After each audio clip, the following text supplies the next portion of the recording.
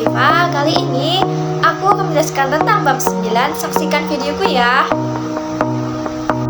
Manajemen kurikulum. Nah, perlu teman-teman ketahui persebelasan manajemen kurikulum yaitu 1. Pengertian kurikulum menurut para ahli, yaitu Rusman 2009 mengatakan bahwa kurikulum merupakan segala upaya sekolah untuk mempengaruhi siswa agar dapat belajar baik dalam ruang kelas maupun luar sekolah.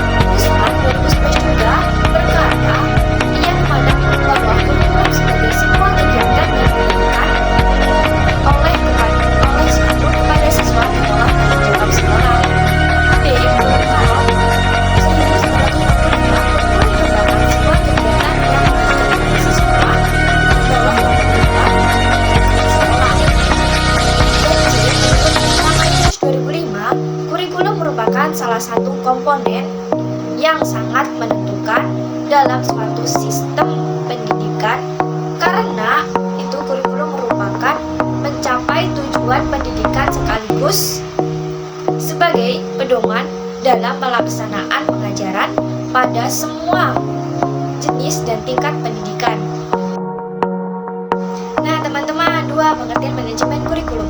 Manajemen kurikulum merupakan sistem pengelolaan atau penataan terhadap kurikulum secara kooperatif, komprehensif, sistematik, dan sistematik yang dijadikan acuan oleh lembaga pendidikan dalam rangka mewujudkan tercapaian tujuan kurikulum atau tujuan pendidikan. Poin B yaitu mengalir manajemen kurikulum. Manajemen kurikulum merupakan bagian integral dari kurikulum tingkat satuan pendidikan dan manajemen berbasis sekolah.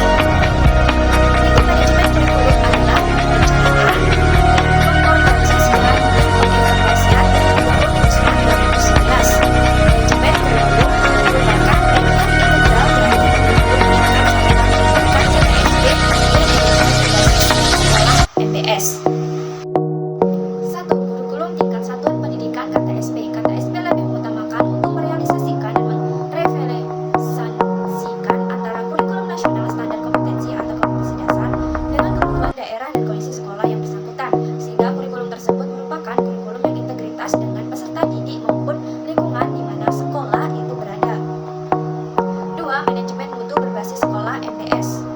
Manajemen meningkatkan mutu berbasis sekolah merupakan pendekatan baru dalam pengelolaan pendidikan yang menekankan pada kemandirian dan kreativitas sekolah, satuan pendidikan, beragamnya kebutuhan siswa, dan belajar kemudian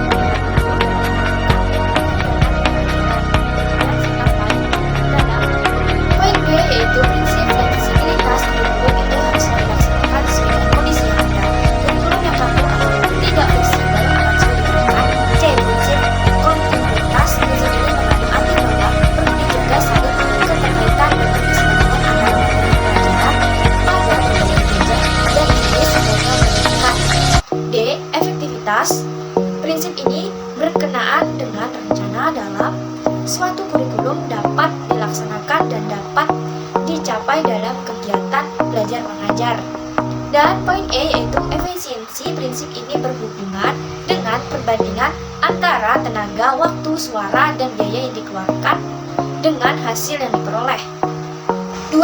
Fungsi manajemen kurikulum. Menurut Rusman 2011, fungsi manajemen kurikulum adalah meningkatkan efisiensi pemanfaatan sumber daya kurikulum, meningkatkan keadilan dan kesempatan pada siswa untuk mencapai hasil maksimal, meningkatkan relevansi dan efektivitas belajar sesuai dengan kebutuhan peserta didik maupun lingkungan sekitar, meningkatkan efektivitas kerja guru maupun siswa, dan meningkatkan partisipasi masyarakat dalam pengembangan kurikulum. Metode strategi atau belajar strategi berkaitan dengan upaya yang harus dilakukan dalam rangka pencapaian tujuan. Strategi yang ditetapkan dapat berupa strategi yang menempatkan siswa sebagai pusat dari setiap kegiatan ataupun sebaliknya. Poin terakhir yaitu 4. Penilaian pembelajaran evaluasi merupakan komponen untuk melihat efektivitas pencapaian tujuan dalam konteks kurikulum. Evaluasi dapat berfungsi untuk mengetahui apakah tujuan yang telah ditetapkan telah tercapai atau belum, serta apakah kurikulum menunjukkan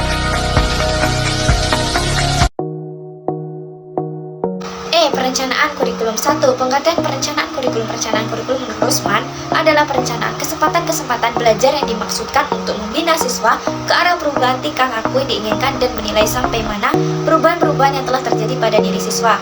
F. Model implementasi kurikulum. Menurut Miller dan Seller, menggolongkan model implementasi kurikulum menjadi 3 bagian, yaitu the Concourse Mindset Adaptation Model CBM merupakan sebuah model dilakukan dengan mengidentifikasi tingkat kepedulian guru terhadap sebuah inovasi kurikulum.